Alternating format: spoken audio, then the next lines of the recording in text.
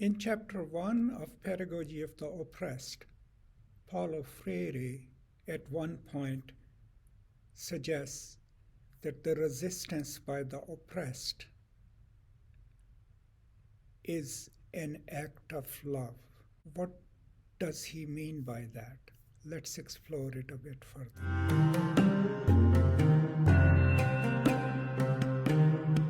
So in order to understand this important saying by Paulo Freire, we first have to understand how he discusses oppression itself. Now, for Freire, an oppressive order has two poles to it, the oppressors and the oppressed. And in his theorization or in his philosophy of liberation, it's the oppressed who must first learn to liberate themselves and then ultimately also liberate the oppressors. Why? Now, oppression, according to Freire, is a dehumanizing project. At the end of the day, an oppressive order perpetuated by an oppressor group dehumanizes another group to a point where they can control them, label them, and constantly keep them under control. Now, in this oppressive order, then, the oppressed usually internalize the logic of the oppression and see it as that state of being as their lot in life. Now, the purpose of pedagogy of the oppressed or critical pedagogy or revolutionary praxis is first for the oppressed to understand the reality in which they exist, understand the nature of oppression itself, reflect on it, learn about it, and then to actively seek to end the state of oppression. Now, what happens in this process of oppression is that while the oppressed are dehumanized, right? But the oppressors who are perpetuating that dehumanization also lose their humanity in the process. They might not even know about it, but they themselves become dehumanized.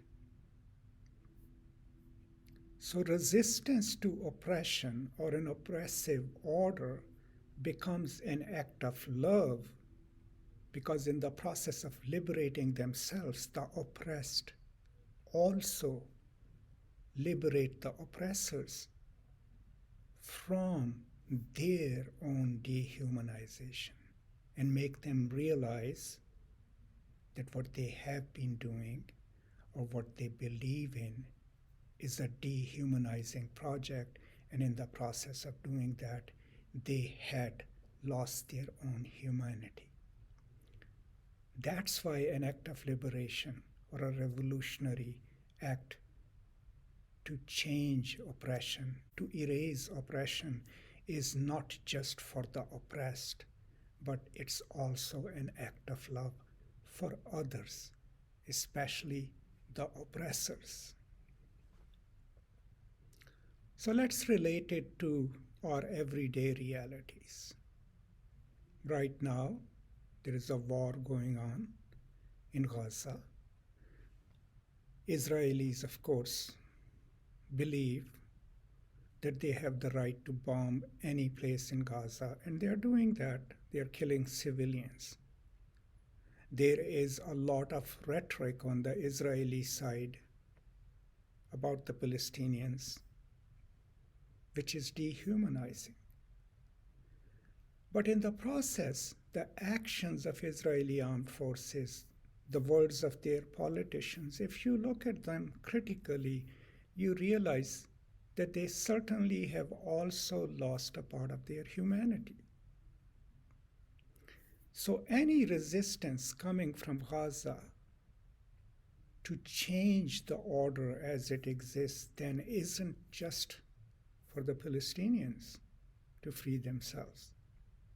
It's also to force the occupiers, the oppressors, stop in their tracks, look at their own actions, and maybe realize that they also need to redefine their own humanity. So that's why when Freire talks about resistance or revolution being an act of love, what he means by it is that it doesn't just liberate the oppressed themselves, but it's an offering to the very people who had been oppressive, who had been oppressors until that moment. It's a gift of humanity to them if they will take it. Now, this is just a brief overview of my understanding of this one particular statement by Paulo Freire in chapter 1 of Pedagogy of the Oppressed. Of course, I have a more detailed discussion of the whole book, which is available in a playlist on Pedagogy of the Oppressed, and I highly recommend that you should take a look at it. By the way, the playlist is now also available on my podcast, and I've slowly started converting those videos to my podcast episodes, so you can also check it out over there. That's all I just wanted to share today, just a brief video about my understanding of one specific aspect of Paulo Freire's theorization of resistance, revolution, and the pedagogy of the oppressed. Thank you so much for joining me. In a few moments, my Paulo Freire playlist will come up. Please see if you can explore it a bit further, and if you have any questions, I'll be happy to answer those.